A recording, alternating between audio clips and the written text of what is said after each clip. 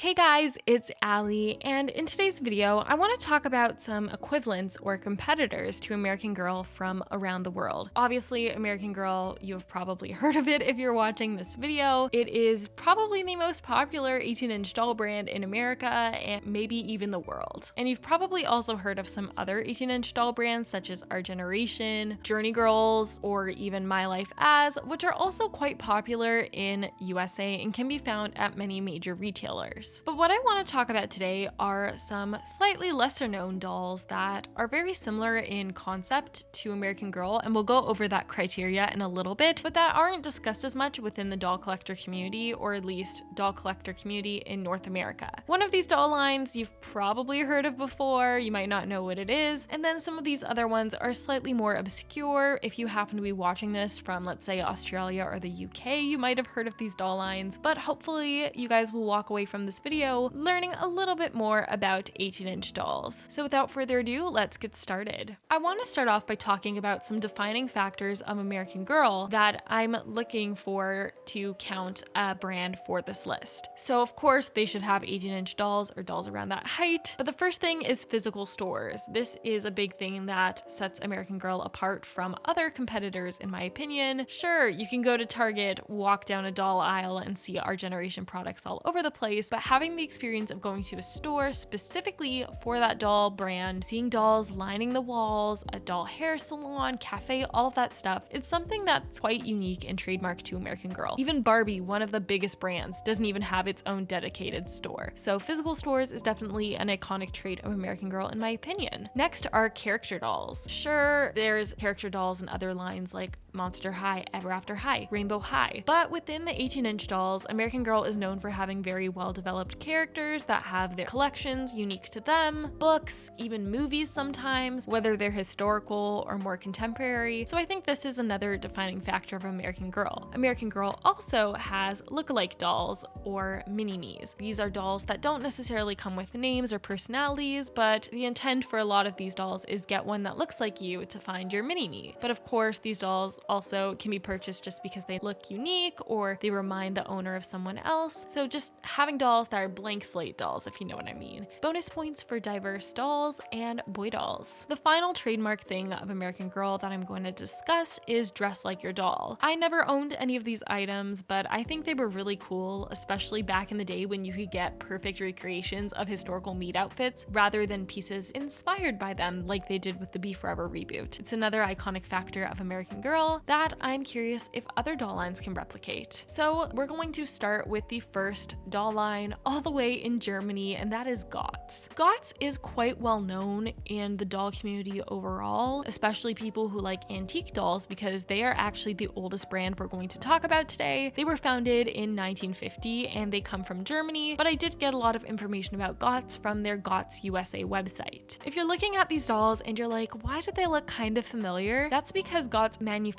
the original prototype dolls for the original 3 American Girl dolls, Samantha, Kirsten, and Molly. That's why all of them were classic molds with bangs, because it was easiest for Gotz to produce. According to Haba USA's article on 6 Facts About Gotz, Gotz even had the distinction of inspiring the iconic American Girl collection, a demonstration of the doll's international appeal. The first dolls in that series were based on the Gotz face mold and body style. I find it really interesting that American Girl was inspired by a German doll company because the iconic Barbie was also inspired by a German fashion doll, and both companies are under Mattel now, so Germany definitely always did it first when it comes to Mattel dolls, I guess. They do make a variety of dolls, including styling heads, baby dolls, and quote, standing dolls, which range in size from 14 inches to 18 inches. The prices of the dolls do vary, but they seem to be mostly between $80 and $100 US. There is quite a big selection of dolls in varying sizes, and they all come with names, though I'm not sure if they have fleshed out personalities, and they also have a boy doll in their lineup. The dolls don't seem to be very diverse. They are mostly white, but it is a German company after all, with different demographics than USA and North America, so maybe this is just what appeals to their market the most. They offer clothing for the dolls, but it is quite a limited selection, and they don't have that many accessories or furniture items. Most of them do seem to be for the baby dolls. I do think it is important to acknowledge Gotz and its history, even though they don't seem to be as popular today just because they came before American Girl and they kind of were the original American Girl, but for Germany. So I think that that was an important starting place. We're going to move on from the original American Girl to probably the most widely known competitor that's not an American company or popular in America, and that is Canada, my country, and the Maplelea dolls. Maplelea. I don't know how you say it. I grew up saying Maplelea, but I think it's actually Maplelea. So Maplelea dolls is a line I'm actually quite familiar with. I never owned any of them, but my cousins had Maplelea dolls. They had Leonie, and then they also had a lookalike doll, and I forget what my other set of cousins had. And they had a few accessories, which I always tried on my American Girl dolls. I have a really old video that I think is private of me from like 2016 comparing an American Girl and a Maplelea doll. So I haven't really seen one in person in a few years. I grew up on the catalogs and I am quite familiar with the brand. So they do have character dolls from the different provinces, which remind me a lot of Girl of the Year because they are, you know, contemporary characters, except they've got a whole lineup. So they have dolls coming from British Columbia, Alberta, Ontario,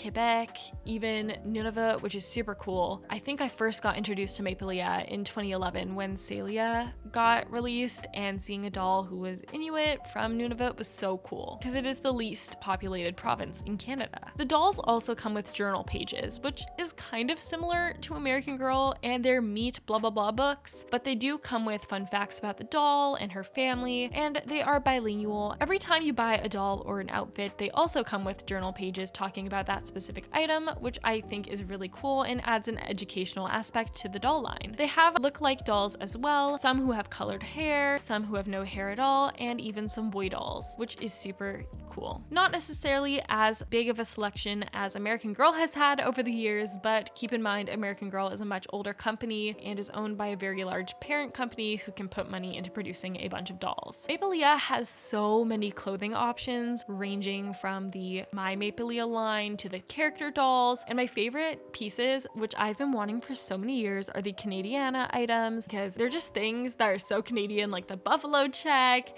and then the knit jumpers. Why am I saying jumpers? I'm Canadian, but I've just always wanted them and I have not purchased them. So Maplelea, if you happen to be watching this video and you know you want a Canadian to promote some of your items, feel free to reach out. They also have a bunch of accessories and furniture items. Now, though I don't own any Maplelea items, I have had experience in the past touching them because of my cousins and putting them on my American Girl doll. I remember specifically Leonie's red boots do not fit my doll, but I believe some of the other items were interchangeable. And of course, accessories and furniture is quite compatible. They also have Dress Like Your Doll available for certain items such as pajamas, which is similar to American Girl. They don't have a physical store, but they do have a showroom at their distribution center in Ontario, and I have seen them promoting warehouse sales and things like that in the past. If I ever happen to be near their showroom, I definitely want to visit and just check out all of the Maplelea items in person. They also have a Maplelea spa, which is kind of the equivalent of the doll hospital, but according to Just Dream Studios' video about Maplelea, it's just a flat fee and you get a brand new doll. So kind of like an AG head replacement, but they're actually replacing everything. So it's actually quite a good deal if you find a beat up Maplelea doll, in my opinion. Of course, I don't know all of the little terms and conditions. As I said earlier, they also had catalogs. I'm not sure if they still do them because this was like 2011 when I would get them in the mail with my National Geographic Kids subscription, and I fell in love, and it was one of my first introductions to 18-inch dolls as a whole. So that was just a very brief overview of Maplelea. If you do want to learn more, Just Dream Studios has been putting out some good videos lately about Maplelea, and I know that a few other exclusive American Girl collectors are considering purchasing a Maplelea doll. So I will direct you over to her channel and her videos about this topic in the description. Before we move on to the next doll brand, if you're liking this video so far, don't forget to leave a thumbs up and subscribe to my channel for more doll content. Without further ado, let's get back into it. Moving on across the pond, we have My London Girl from the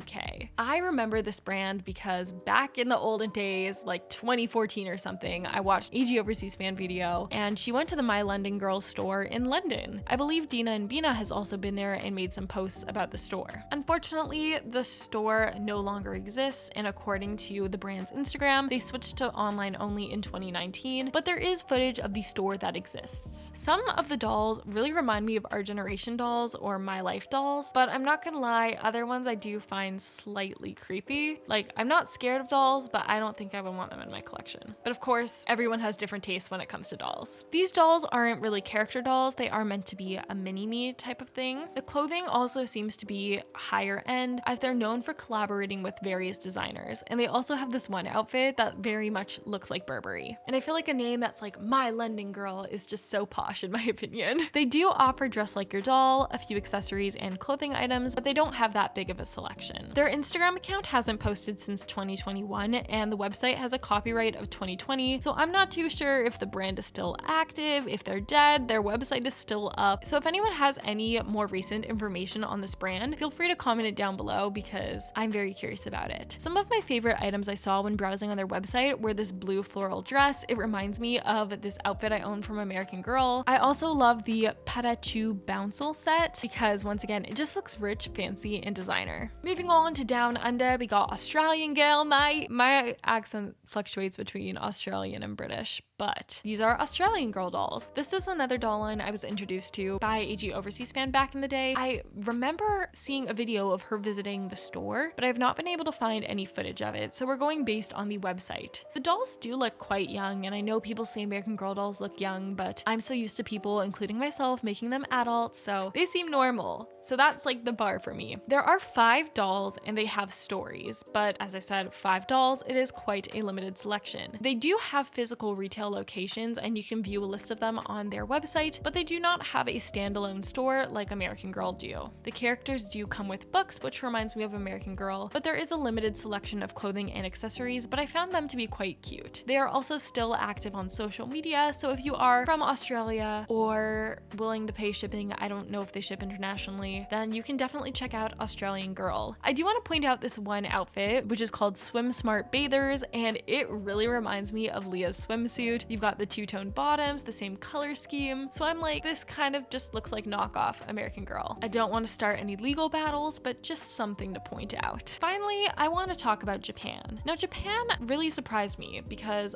I thought with them being so known for having a bunch of dolls that they would have some type of AG equivalent. After all, they have Lika-chan, who is like a Barbie equivalent, but they don't. I reached out to fellow doll YouTuber DarlingDollz about information about 18-inch dolls in Japan because they are quite knowledgeable about Japanese dolls. They have a bunch of them featured on their channel. We've done a collab before, so if you're interested in more dolls from around the world, I will link their channel down below. And DarlingDollz told me that there is a style of doll called Ichimatsu. I definitely butchered that. I don't know Japanese, and that's as close as we're going to get to an American Girl doll, but I do briefly want to talk about it because it's definitely interesting. So this type of doll does have a very traditional Japanese appearance and wardrobe, and according to Wikipedia, Ichimatsu dolls represent little girls or boys correctly proportioned and usually with flesh-colored skin and glass eyes. The original Ichimatsu were named after an 18th century kabuki actor and must have represented an adult man, but since the late 19th century, the term has been applied to child dolls, usually made to hold in the arms, dress, and pose, either with elaborately made joints or floppy cloth upper arms and thighs. Baby boy dolls with mischievous expressions were most popular in the late 19th and early 20th century, but in 1927, the Friendship Doll Exchange involved the creation of 58 32-inch dolls representing little girls to be sent as a gift from Japan to the United States, and the aesthetic of these dolls influenced doll makers to emulate this type of solemn, gentle-looking little girl in an elaborate kimono. They are not popular today as toys, they're not really manufactured as much, but I thought this was still an interesting topic to talk about. There are still large dolls that exist in Japan. A lot of them are ball-jointed dolls. For example, Smart Dolls are I think around 20 inches, but they are definitely not the same vibe as American Girl, and they don't really tick off any of the check boxes on my list. And especially if we compare them to all of the other equivalents that I discussed so far in this video, you can see that Smart Dolls are still quite different and other dolls in Japan. But if you are into 10 to 12 inch dolls, there are a lot of really cool Japanese dolls out there. Anyways, I hope you enjoyed this little dive into some American Girl equivalents around the world. This was a really fun video to research. I learned a lot, and I hope you guys learned a lot by watching it too. Let me know which of these doll lines you've heard of, and if you own any of them, and if you happen to have any more insight on these doll lines, especially the lesser known ones like My London Girl or Australian Girl, that would be amazing, and please comment it down below because I would really just love to learn about these doll lines. If you liked this video, give it a thumbs up, subscribe to my channel for more doll videos, and of course, have an amazing day, and I will see you all soon with a new video. Bye!